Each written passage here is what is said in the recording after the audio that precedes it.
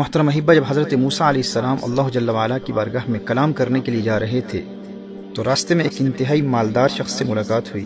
وہ عرض کرتا ہے کہ اے اللہ کے نبی، اللہ جل وعلا کی بارگاہ میں میرا یہ پیغام پہنچا دیجیے گا کہ اے اللہ، تو نے مجھے اس قدر دولت عطا فرمائی ہے، اس قدر نوازا ہے کہ اب مجھ سے مزید یہ دولت سنبھالی نہیں جاتی۔ اب مزید دولت مجھے عطا نہ فرما اور اس سلسلے کو بند فرما دے۔ مجھے تو نے اس قدر نوازا ہے کہ اب مجھ سے مزید سنبھالا نہیں جاتا۔ اسی دوران ایک انتہائی غریب شخص بھی حضرت موسیٰ علیہ السلام سے ملا، جو زمین پر بیٹھا ہوا تھا اور مفلسی اور غربت کا عالم یہ تھا کہ سطر ڈھانپنے کے لیے بھی اس کے پاس کپڑے نہیں تھے، یہاں تک کہ زمین پر بیٹھے ہوئے ریت سے اس نے سطر ڈھانپا ہوا تھا۔ وہ بھی موسیٰ علیہ السلام سے عرض کرتا ہے کہ میرا پیغام بھی اللہ جل وعلا کی بارگاہ میں پہنچا دیجیے گا کہ مولا میری حالت بھی دیکھ، تو سب کو نوازتا ہے، مجھے کب عطا فرمائے گا، مجھے کب نوازے گا، میرے پاس تو سطر ڈھانپنے کے لیے بھی کپڑے نہیں ہیں۔ جب حضرت موسیٰ علی نبینا علیہ الصلوۃ والسلام اللہ کی بارگاہ میں حاضر ہوئے تو پہلے اس امیر کبیر دولت مند شخص کا پیغام اللہ کی بارگاہ میں پہنچایا کہ مولا ایک امیر شخص ملا تھا اور وہ چاہتا ہے کہ اس پر عطاؤں کا سلسلہ اب ختم کر دے۔ اس کا پیغام ہے کہ یا اللہ، تو نے اتنا عطا کیا ہے، اب سنبھالا نہیں جاتا۔ اللہ جل وعلا نے ارشاد فرمایا، اے موسیٰ، میرے اس بندے کو میرا پیغام دے دے کہ تو شکر ادا کرنا چھوڑ دے، میں تجھے عطا کرنا چھوڑ دوں گا۔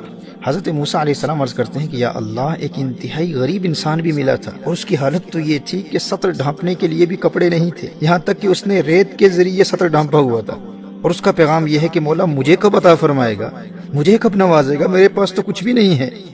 اللہ جل وعلا نے ارشاد فرمایا، اے موسیٰ، اس غریب انسان کے لیے میرا پیغام یہ ہے کہ وہ میرا شکر ادا کرنا شروع کر دے، میں اسے عطا کرنا شروع کر دوں گا۔ اب فرق دیکھیے کہ اس امیر شخص کے لیے پیغام کیا تھا اور اس غریب شخص کے لیے پیغام کیا ہے۔ وہ امیر شخص کیونکہ اللہ جل وعلا کا شکر گزار بندہ تھا، اللہ جل وعلا نے ارشاد فرمایا اگر وہ شکر ادا کرنا بند کر دے تو میں عطا کرنے کا سلسلہ بند کر دوں گا۔ اور اس غریب شخص کے لیے پیغام کیا ہے کہ تو شکر ادا کرنا شروع کر دے، میں عطا کرنا شروع کر دوں گا۔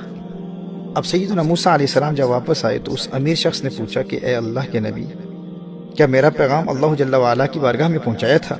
تو حضرت موسیٰ علیہ السلام نے فرمایا بالکل پہنچایا تھا، اور اللہ جل وعلا نے ارشاد فرمایا ہے کہ میرے بندے کو بتا دے اگر تو میرا شکر ادا کرنا چھوڑ دے گا تو میں تجھے عطا کرنا چھوڑ دوں گا۔ اس امیر شخص نے جواب دیا، اے موسیٰ، یہ کیسے ہو سکتا ہے؟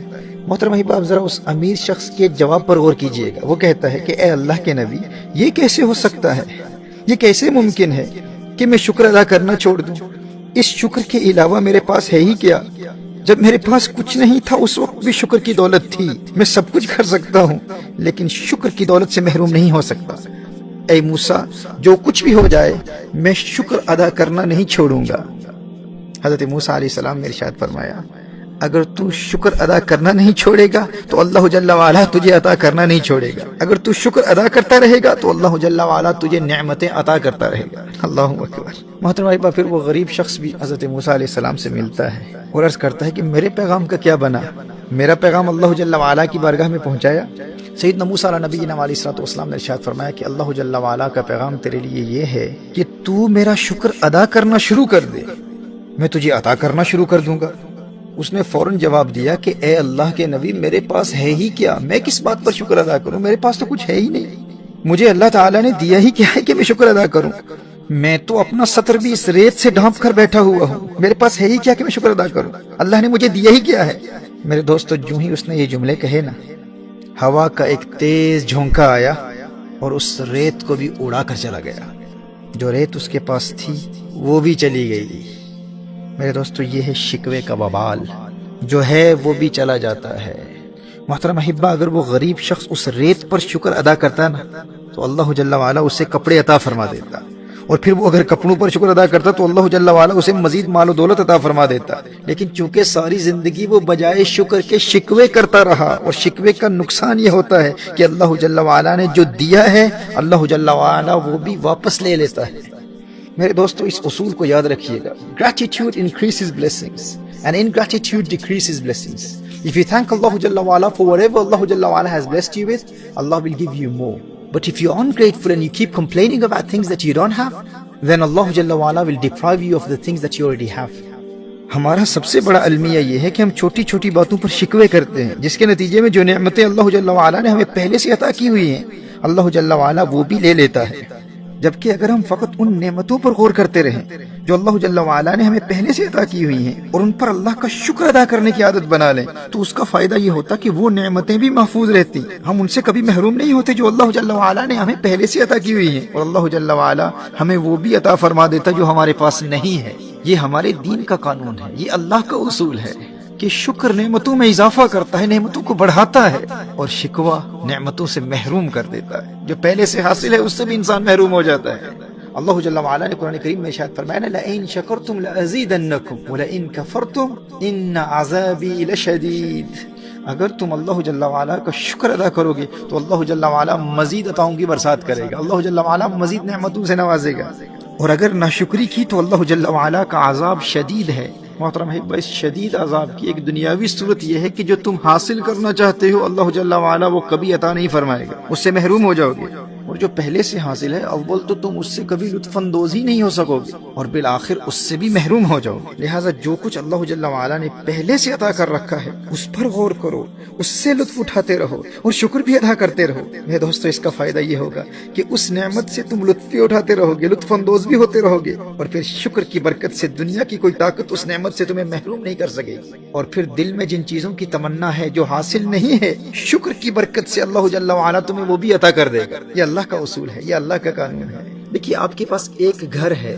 اور آپ چاہتے ہیں کہ آپ 10 مکانوں کے مالک بن جائیں۔ اب یہاں دو صورتیں ہیں، ایک یہ ہے کہ آپ اس ایک سے لطف اندوز بھی ہوتے رہیں اور اس پر اللہ جل وعلا کا شکر بھی ادا کرتے رہیں، اور دوسرا یہ ہے کہ جو 9 گھر، جو 9 ہاؤسز آپ کے پاس نہیں ہیں، آپ انہی کے حوالے سے فکر مند ہوتے رہیں اور گلے اور شکوے کرتے رہیں کہ بھئی فلاں کے پاس 10 گھر ہیں، میرے پاس ایک کیوں ہے؟ میرے دل میں بھی یہ خواہش ہے کہ میں بھی 10 گھروں کا مالک ہوں، وہ 9 گھر میری ملکیت میں کب آئیں گے، کب میں 10 گھروں کا مالک بنوں گا۔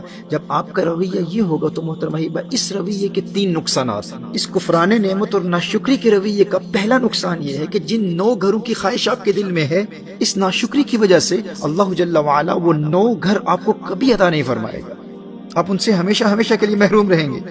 اور دوسرا نقصان اس کفران نعمت اور ناشکری کے رویے کا یہ ہے کہ یہ جو ایک گھر آپ کی ملکیت میں پہلے سے ہے، اس سے بھی آپ کبھی لطف اندوز نہیں ہو پائیں گے، آپ اپنی فیملی کے ساتھ سکون سے ایک چائے کا پیالہ بھی نہیں پی پائیں گے، آپ کو وقت ہی نہیں ملے گا، آپ کو موقع ہی نہیں ملے گا۔ آپ کے ننھے بچے آپ کے ارد گرد کھیل رہے ہوں گے اور آپ کو ان کی ننھی مسکراہٹوں اور محبتوں سے کبھی لطف اندوز ہونے کا موقع ہی نہیں ملے گا، آپ کے پاس وقت ہی نہیں ہوگا، کیونکہ آپ کا دل اس ایک گھر جو آپ کی ملکیت میں پہلے سے ہے اس کی طرف راغب ہی نہیں ہوگا، اس کی طرف توجہ ہی نہیں ہوگی۔ آپ کے دل میں فقط یہی خواہش ہوگی کہ کب میں 10 گھروں کا مالک بنوں گا، کب وہ مزید 9 گھر میری ملکیت میں آئیں گے۔ آپ ان مزید 9 گھروں کے حصول کے لیے اندر ہی اندر کھوٹتے رہیں گے، پریشان ہوتے رہیں گے، اور جو ایک ہے اس سے کبھی لطف اندوز نہیں ہو پائیں گے۔ ناشکری کی وجہ سے اللہ جل وعلا کا یہ دوسرا عذاب ہے، اور یہاں میں ابھی آخرت کے عذاب کی بات نہیں کر رہا، یہ تو فقط دنیاوی عذاب ہے کہ دنیا میں انسان کس قدر پریشانی کی زندگی گزارتا ہے۔ اس منفی رویے کا تیسرا نقصان یہ ہے کہ وہ ایک مکان جو آپ کی ملکیت میں پہلے سے ہے، اللہ جل وعلا بالآخر اس سے بھی آپ کو محروم کر دے گا۔ اللہ اکبر! یہ تو ایک صورت ہے، اور دوسری آپشن کیا ہے؟ یعنی ناشکری کریں گے تو یہ 3 نقصانات ہیں، یعنی جو اللہ جل وعلا نے آپ کو پہلے سے دیا ہوا ہے اگر آپ اس پر فوکس نہیں کرتے اور جو آپ کے پاس نہیں ہے اس پر فوکس کرتے رہیں گے تو اس کے یہ 3 نقصانات ہیں۔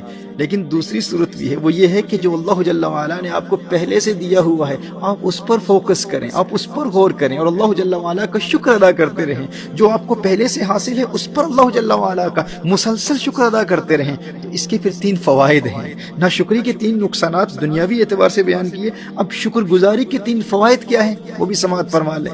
پہلا فائدہ یہ ہے کہ شکر کی برکت سے دنیا کی کوئی طاقت آپ کو اللہ جل وعلا کی اس نعمت جو اللہ جل وعلا نے آپ کو پہلے سے عطا کی ہوئی ہے اس سے محروم نہیں کر سکے گی۔ آپ کا وہ پہلا گھر جو آپ کے پاس پہلے سے موجود ہے، اس شکر کی برکت سے دنیا کی کوئی طاقت وہ گھر آپ سے نہیں چھین سکے۔ شکر کی برکت سے اللہ جل وعلا کی جانب سے آپ کو ایک خاص پروٹیکشن ملے گی، آپ کا گھر محفوظ رہے گا۔ جو نعمتیں پہلے سے اللہ جل وعلا نے عطا کی ہوئی ہیں اگر آپ ان پر فوکس کرتے رہیں، ان پر غور کرتے رہیں تو اللہ جل وعلا ان کو محفوظ رکھے گا، کوئی آپ سے وہ نعمت چھین نہیں سکتا۔ اور اس شکر کا دوسرا فائدہ کیا ہے؟ دوسرا فائدہ یہ ہے کہ جو نعمت اللہ جل وعلا نے آپ کو پہلے سے عطا کی ہوئی ہے آپ اس پر فوکس کر رہے ہیں۔ جو گھر آپ کی ملکیت میں پہلے سے ہے آپ اس پر فوکس کر رہے ہیں، آپ اس پر غور کر رہے ہیں تو آپ اس گھر سے بھرپور لطف اندوز ہوں گے، اپنے بچوں اور فیملی کی محبتوں سے لطف اٹھائیں گے، آپ زندگی کے یہ خوشگوار لمحات کبھی نہیں بھولیں گے۔ آپ کی زندگی اس قدر پر لطف ہو جائے گی، اس قدر خوبصورت ہو جائے گی کہ زندگی کے یہ خوشگوار لمحات آپ کبھی نہیں بھول پائیں گے۔ آپ کو ان شکر گزاری والے دنوں پر زندگی میں کبھی افسوس نہیں ہوگا، کیونکہ وہ زندگی کے حسین ترین لمحات ہوں گے۔ آپ کے پاس مال کم ہے، دولت کم ہے، مکان فقط ایک ہے، لیکن زندگی بڑی خوبصورت ہوگی، کیونکہ آپ شکر کی برکت سے اس ایک مکان جو آپ کو پہلے سے حاصل ہے، آپ اس کو وقت دے رہے ہیں، آپ اس پر فوکس کر رہے ہیں، اپنی فیملی کو ٹائم دے رہے ہیں، اور ان چھوٹی چھوٹی خوشیوں کے ساتھ آپ اپنی تمام زندگی کو خوشگوار بنا رہے ہیں۔ اور یہ ایسی حسین یادیں ہوتی ہیں محترم حبیبہ کہ بڑھاپے میں بھی انسان کو جب یہ وقت یاد آتا ہے تو انسان کو کبھی افسوس نہیں ہوتا کہ یار میں تو ساری زندگی مزید حاصل کرنے کی خواہش میں جو تھا اس سے بھی لطف اندوز نہیں ہو پایا، میرے چھوٹے چھوٹے بچے میرے سامنے جوان ہو گئے لیکن میں ان کے بچپنے میں ان کو وقت ہی نہیں دے پایا۔ آپ کو کبھی اس بات کا افسوس نہیں ہوگا، آپ زندگی سے بھرپور لطف اٹھائیں گے۔ یہ شکر کا دوسرا فائدہ ہے۔ اور کفران نعمت اور ناشکری سے بچتے ہوئے جو ہے اس پر فوکس کرنے اور شکر گزار بندہ بننے کا تیسرا فائدہ کیا ہے؟ تیسرا فائدہ یہ ہے کہ جو اللہ جل وعلا نے عطا کیا ہے آپ اس پر راضی رہیں، شاکر رہیں، شاکر بن کر رہیں گے۔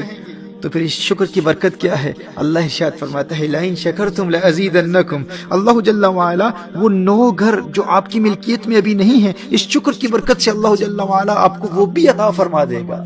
اگر آپ اس ایک پر فوکس کرتے رہیں گے، غور کرتے رہیں گے، اس سے لطف اندوز ہوتے رہیں گے اور اس پر اللہ جل وعلا کا شکر ادا کرتے رہیں گے، تو ایک تو یہ ہے کہ اس سے لطف اندوز بھی ہوں گے، دوسرا یہ ہے کہ یہ محفوظ بھی رہے گا، اور تیسرا فائدہ یہ ہے کہ اللہ جل وعلا وہ 9 ہاؤسز بھی آپ کو عطا فرما دے گا۔ اللہ اکبر کبیرہ۔ یہ 3 فوائد ہیں اللہ جل وعلا کے شکر ادا کرنے کے، اور 3 نقصان ناشکری کے کیا ہیں کہ جو ہے آپ اس سے کبھی لطف اندوز نہیں ہو پائیں گے اور بالآخر اس سے بھی محروم ہو جائیں گے، اور جو نہیں ہے آپ اس سے ہمیشہ ہمیشہ کے لیے محروم رہیں گے۔ محترم احبہ، جو اللہ جل وعلا نے آپ کو پہلے سے عطا کیا ہوا ہے نا، خوشی کو اسی میں تلاش کرنا ضروری ہے۔ یاد رکھیے جو خوشی ہے نا، خوشی کا انحصار ان مادی اشیاء پر نہیں ہوتا۔ دیکھیے جو شخص چھوٹے گھر میں خوشی حاصل نہیں کر سکتا وہ بڑے گھر میں کبھی خوشحال زندگی نہیں گزار سکتا، یہ ممکن ہی نہیں ہے۔ جو ہے اس میں خوشی کو تلاش کریں، اللہ جل وعلا وہ بھی عطا فرما دے گا جو آپ کے پاس نہیں ہے۔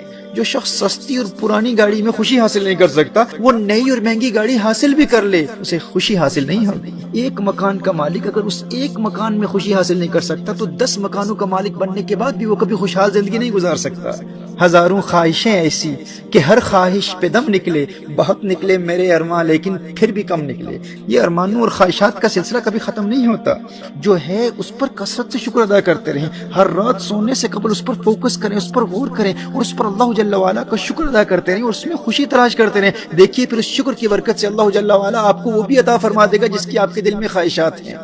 اور محترم احبہ، یہ زندگی آسان بنانے اور خوشحال زندگی گزارنے کا ایک ایسا آسان طریقہ ہے جس سے انسان ہر قسم کی ٹینشن سے فری ہو جاتا ہے، ہر قسم کے ذہنی دباؤ سے فری ہو جاتا ہے۔ یہ 1 کو 10 بنانے کا آسان طریقہ ہے، ایک گھر کے مالک کو 10 گھروں کا مالک بنانے کا آسان طریقہ ہے، کہ بجائے اس کے کہ وہ 9 گھروں پر غور کرے، فوکس کرے اور گلے شکوے کرتا رہے، اس کا نقصان کیا ہوگا؟ جو ایک ہے اس سے بھی محروم ہو جائے گا، اس سے لطف بھی نہیں اٹھا پائے گا، اور وہ 9 گھر جو اس کی ملکیت میں نہیں ہیں وہ بھی کبھی نہیں ملیں گے۔ لیکن اگر یہ اس ایک پر غور کرتا رہے، اسی پر فوکس کرتا رہے، اسی پر شکر ادا کرتا رہے تو اس سے لطف بھی اٹھائے گا، یہ گھر محفوظ بھی رہے گا، اور اللہ جل وعلا اس شکر کی برکت سے بالآخر اسے 10 گھروں کا مالک بھی بنا دے گا۔